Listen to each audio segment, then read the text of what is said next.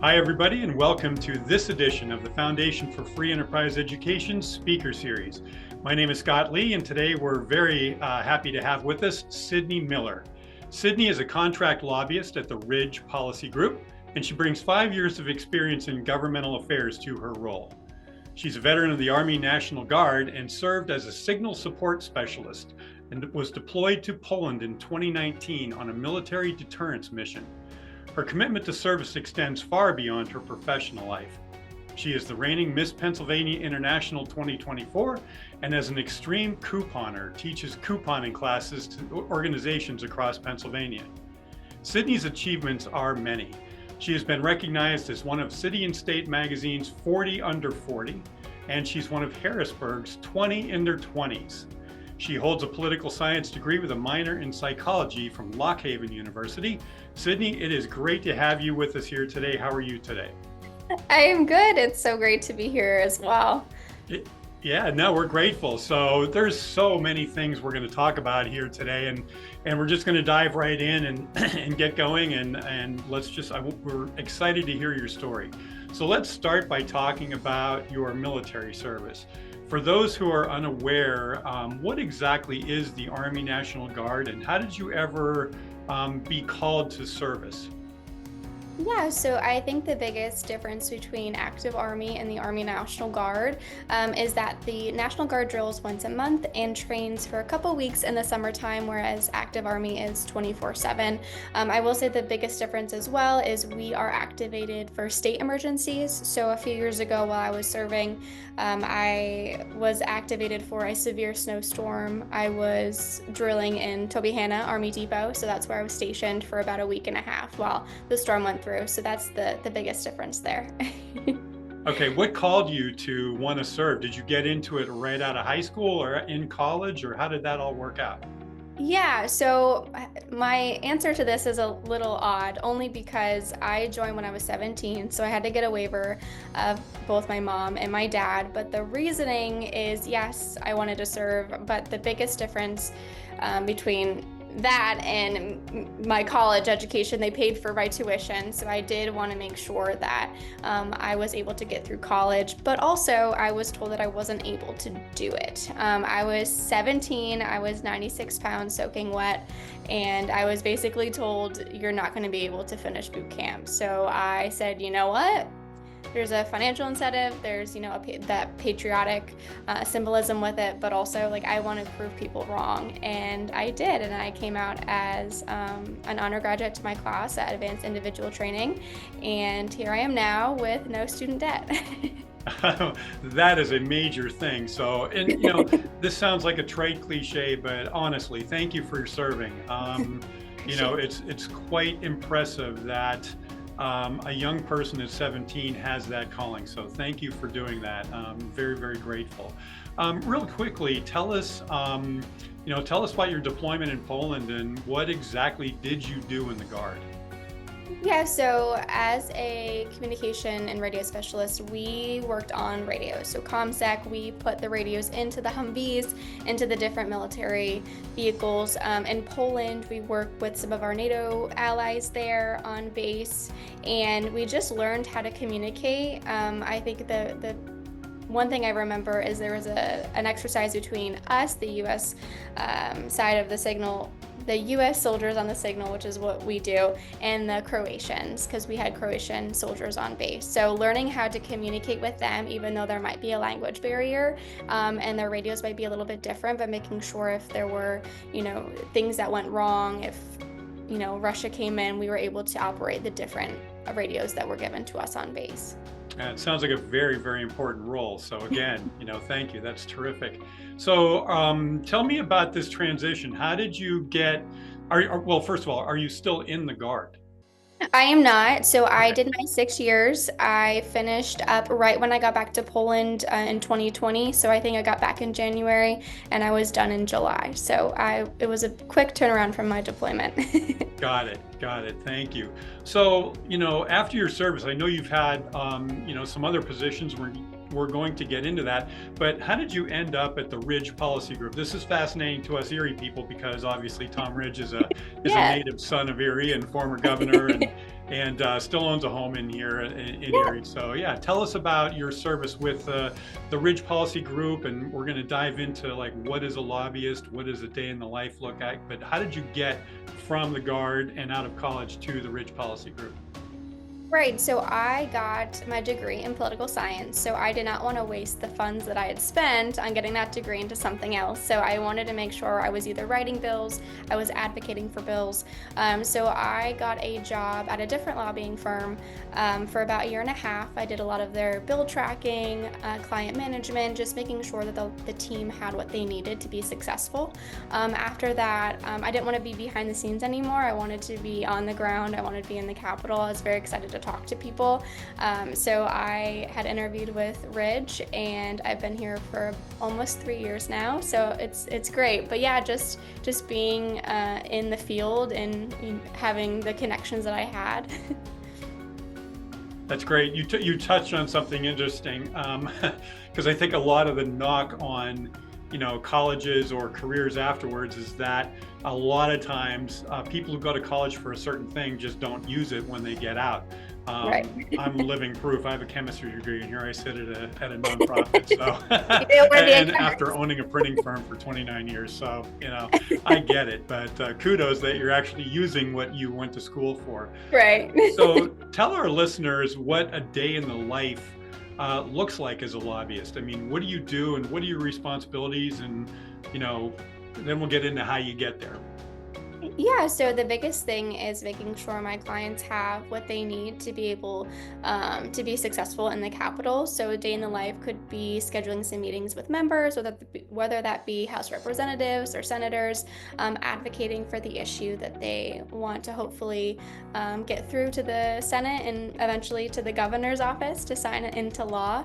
But also we have clients that work for RCAPs, which are funding for different projects in the area. I know Ridge has a lot of projects in Erie that he was successful with, but just making sure that they have what they need. And it's, as a lobbyist, I need to understand like what their issues are, and making sure that I'm advocating for them in the most not perfect, but in the most sincere and understanding way.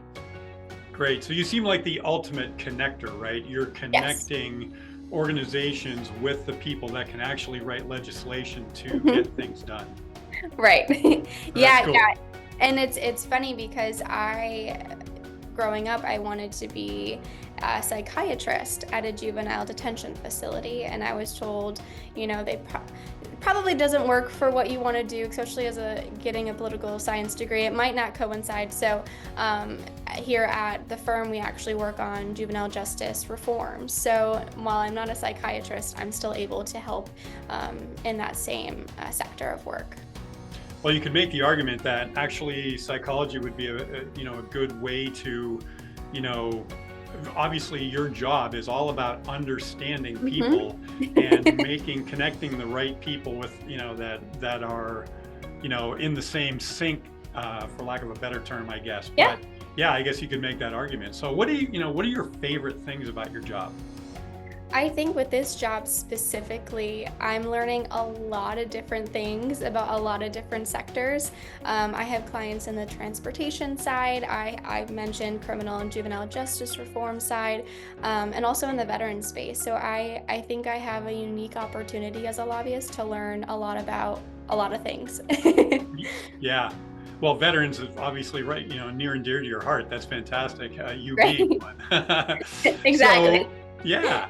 So tell me, how would a young person who is watching this video, who's interested in policy or government work or lobbying, how would they get into it? And what I mean by that is, what kind of education and skills do you need to succeed? What are some of the mentorships or apprenticeships or career pathways that young people can undertake right now to kind of like set the table for future success? How do you start?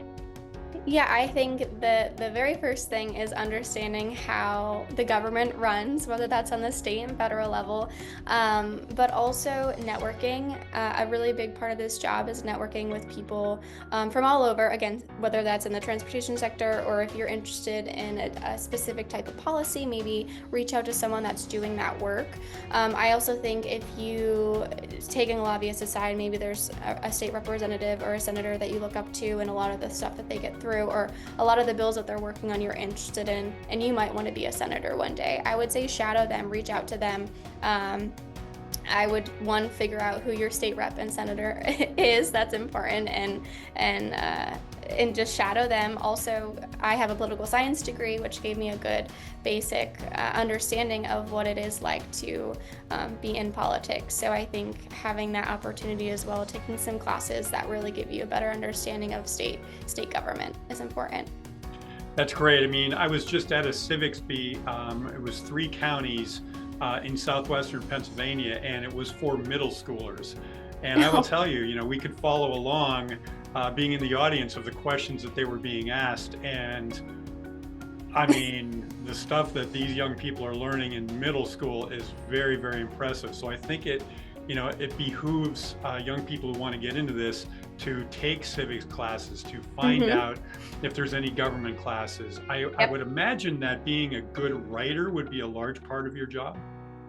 Writing, and then I also think a public speaking class is also pretty important. You will be talking to members while it is in a maybe closed room or with a few staff members, but it's intimidating when you're first starting out. You're talking about an issue with either you're by yourself or with a client, and there might only be 2 or 3 people, but you're still having to go out there and speak and be on your own. So I think public speaking is also pretty important to have.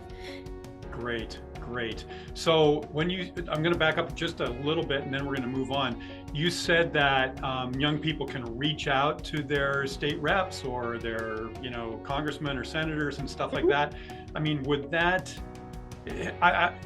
we that are not in that scene think, well, they don't have time for us. They're too busy doing a million other things. I mean, who should they contact? Because they're obviously not going to get through to the actual, office holder or whatever. I mean, a staff member, who would you recommend that they reach out to first, or at least start the conversation rolling? Well, you'd be surprised. I want to say, depending on the level, right? Federal, your congressman might not get to you. So reaching out to, a lot of times they have a general email, and that actually goes to their staffer. So you might get a response. It might not be from them specifically, but you'll get a response from a staffer that works under them to get a meeting with someone in their office. But on the state level, a lot of members do have time to meet with their constituents, and it's very important to them talking to, and specifically House members. They love to connect with their communities and senators as well. But just reaching out to that, I know each member has like their specific email. It might not be to them specifically, but a lot of staff monitor that email, so you'll get to someone in their office. Okay, good. Well, it's funny. We here at the foundation are huge fans of the handwritten letter and a phone call. Actually, what do you think is going to make a young person stand out? Because they probably get hundreds of email outreaches in a given day or week or whatever. What do you think? Tell our viewers what's going to make them stand out in a sea of other people. Well, I think if we're talking about communications, I think having a phone call and being able to speak to someone to set up a meeting would be pretty awesome. But going to the office or reaching out, calling to see when the member is going to be in their district office and showing up and talking to them in person. My biggest thing is if someone likes you, that's half the battle. So if you're able to connect with them, and that goes on the psychology side, if you're able to connect with them and have a conversation, it might not be about a specific topic, but just letting them know who you are, that you're a constituent of them, and maybe some of the issues, or if you're still in high school, if you're in college, talking to them about what your future goals are, because they might be helpful as well. Perfect. That is awesome advice. Thank you for that. Now we're going to take like a whole 180, and I want to ask you something that's fascinated me. You are the current, Miss Pennsylvania International. How did you get into pageant work, and what is, I mean, I can't imagine the time commitment there and stuff like that, but I mean, how did you get into it, and describe your journey to Miss Pennsylvania International and what it all has meant to you? So yes, I was Miss Pennsylvania International 2024. I will always be Miss Pennsylvania International 2024. But I gave away my title last month. I started pageants about 8 years ago. I did a variety of different systems, and I would not be who I am without pageants. I've learned a lot about public speaking. You're always talking about your mission, which mine is through couponing, and pageantry has able to help me expand my mission to my community, locally and statewide. And it's just a fun. Who doesn't love to get dressed up? I do. It's just a fun way to put on a gown and put some makeup on, which is nice. Great. I mean, so you touched on a couple things, but I really want to expand on it. So what were your greatest takeaways? I think you just started to get into that, but what were your greatest takeaways?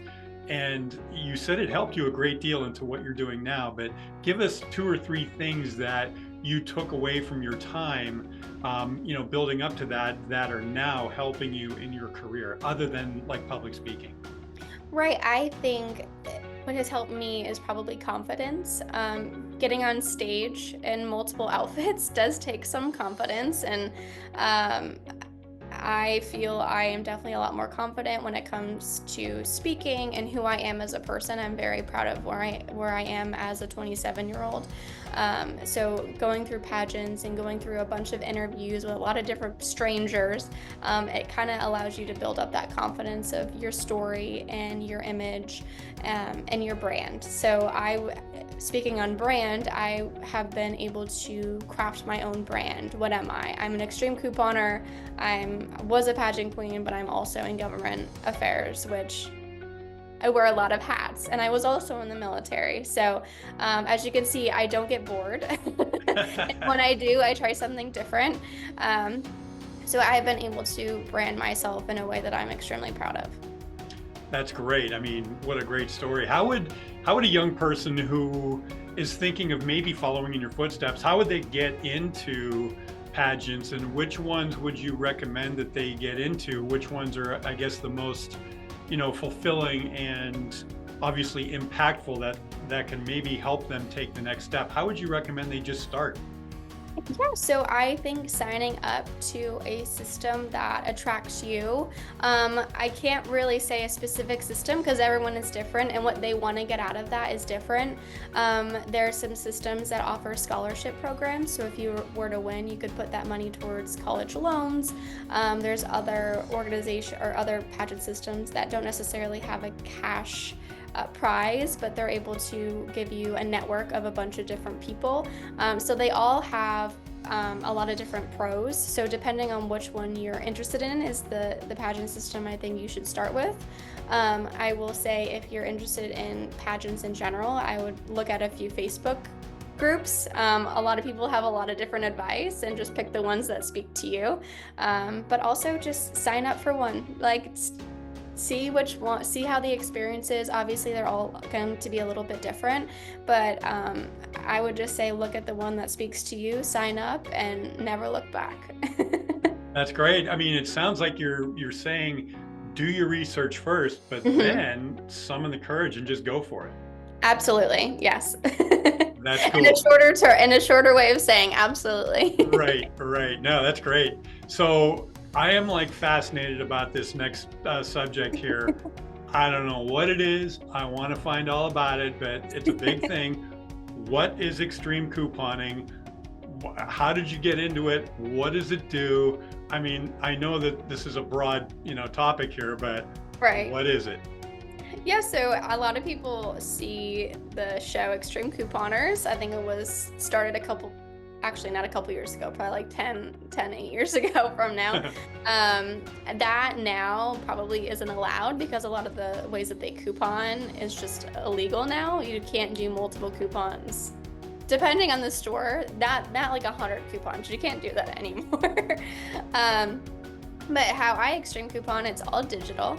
The two main stores that I coupon at are CVS, if you know the long receipts. I feel like everyone knows about the long receipts, and Dollar General. So every single Saturday, you get an additional $5 off 25, along with additional coupons that you work on for Dollar General. And then CVS, you can just roll over the extra care bucks that you get. So I actually just did a deal yesterday. The total was about $60 and I spent $1.71 out of pocket. So I'm saving a lot of money, but anyone can do that. Are you kidding me? I mean, not. A $60 bill and you're out of pocket $1.37? Are you mind blown? I know. Less than $2 for a $60. Yep. and it's all digital.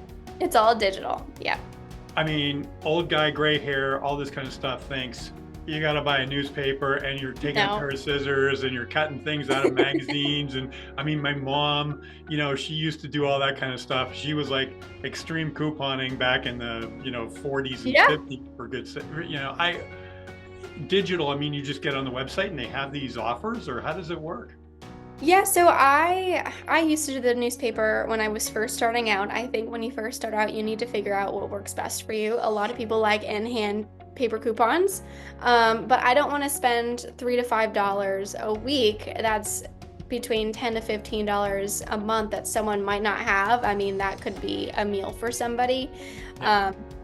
So digital, a lot of these stores have apps. So CVS has an app, Dollar General has an app. You could get on their website, and I'm sure you could clip the coupons on the website if you don't want to download the app on your phone. But really, it's just punching in your phone number, an email address, just making an account. So when you go to the cashier, you have your coupons clipped, you punch in your number, and it all comes off. Okay.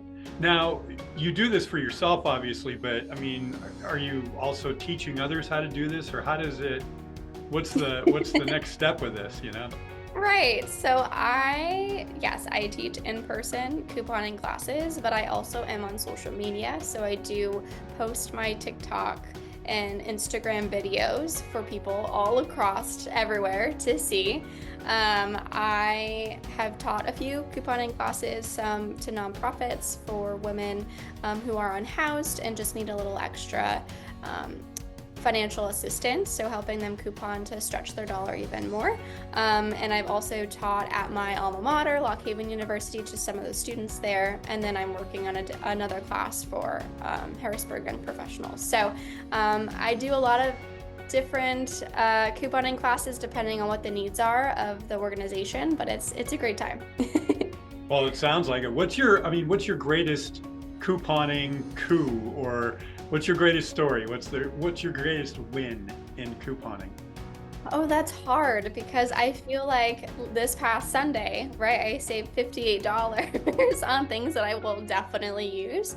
I will say I had a few trips to Dollar General food-wise, so I got a bunch of boxes of cereal and other sorts of things that I could eat versus just storing for whenever I need it, like makeup or toothpaste.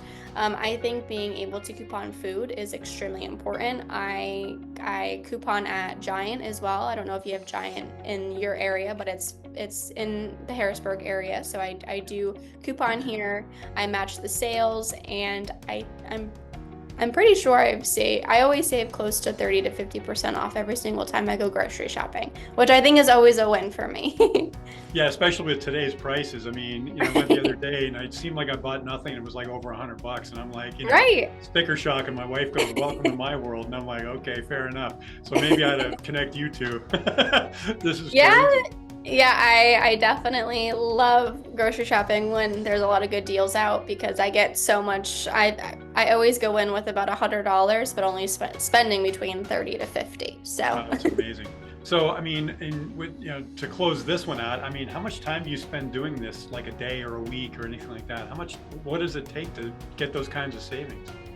So starting out specifically with Dollar General, CVS couponing, it takes a little bit of time to understand the system, but once you understand it and you have an idea of what the deals are, because a lot of times the deals are very similar week to week, it doesn't take me very long. I want to say if I'm couponing at CVS, it takes me about 30 minutes to figure out the deals that I want to do. Dollar General also probably about 30 minutes going through the coupons and adding to get to my $25 so I can get that extra $5 off. And then Giant, it just depends on my meal prep of the day. So I'm looking at deals, I'm looking at coupons, and I'm meal prepping whatever is on sale that week. And that'll take me about like 45 to an hour, only because I'm meal prepping and I need to figure out what I want to eat for the week. Yeah. Wow. I got to be honest with you. I mean, with those kinds of savings, it sounds to me like you could pay off, I don't know, college debt, a car, an apartment, stuff like that. I mean, this is amazing to me. So, congrats on that.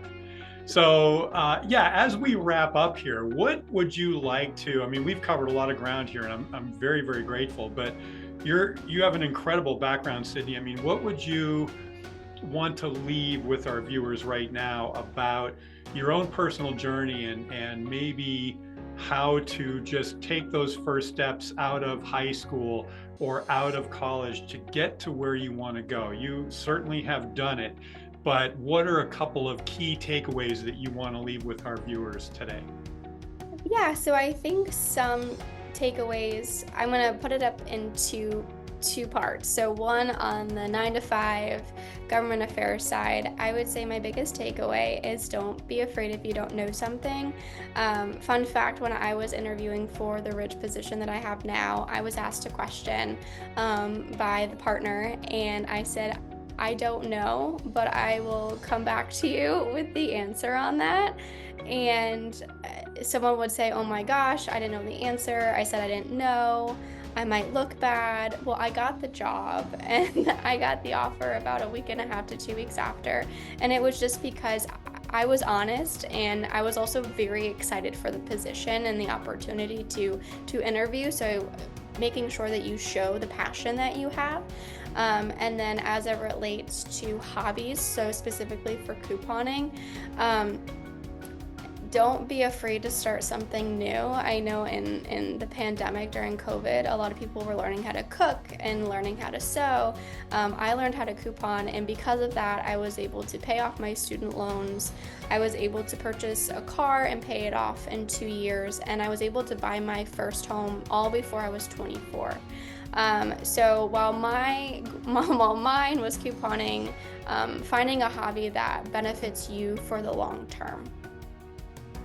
Absolutely fantastic advice. I'm totally jealous right now. I think my 26-year-old son could learn a lot from you and all that kind of stuff. I will note, though, the military also has benefited me on the financial side. The military paid a lot of my college. When I deployed, I didn't have any bills, so I was able to pay off my student loans a lot faster. So it wasn't couponing alone, but I will say making sure that you strategize and figure out what you want to do long term to then do those smaller things like couponing to help you advance to that long-term goal. That's great. Okay, well, before we wrap up, and I'm going to wrap up here real quick, a little shameless self-promotion. What are your YouTube and TikTok and all that? What are your channels so everybody can get on and watch you? Right. So it is, as it sounds, success through savings. So I created that when I first started pedantry and couponing, just to teach people, you can be successful through saving. So that's where that came from. That is great. Okay, viewers, if you want to reach out to Sydney and do a deeper dive, her contact information will be at the end of this video. But Sydney, I got to tell you, this has been a real pleasure. You are a fascinating young woman, and I'm just so glad that you took the time and shared your life story with our viewers. I think there's going to be a lot of great content in here, and we're just so very grateful. Thank you so much. No, thank you. I loved having these conversations, and I know we're a lot of different hats, so whenever I have the opportunity to talk about it, I love it to hopefully inspire someone watching to do something like this, or maybe something different, but helps us inspire them. All right. Thank you so much. Go get them at the Ridge Center. And, again, thanks for everything. Appreciate your time. Thank you. You as well.